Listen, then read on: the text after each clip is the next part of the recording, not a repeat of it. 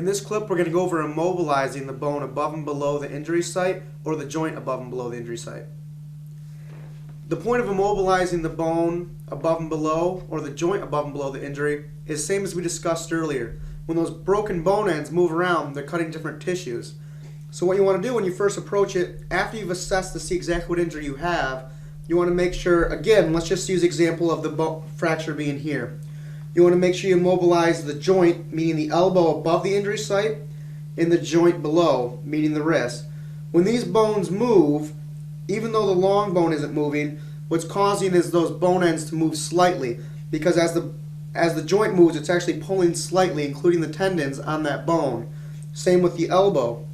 If you have an injury to the elbow, you need to make sure that you don't move the arm and above and below. The reason for that makes a little more sense to people. If I move this bone right here, obviously the joint will move. So it's important to immobilize physically just by grabbing with your hands the injury site. Make sure that you never grab over the actual fracture.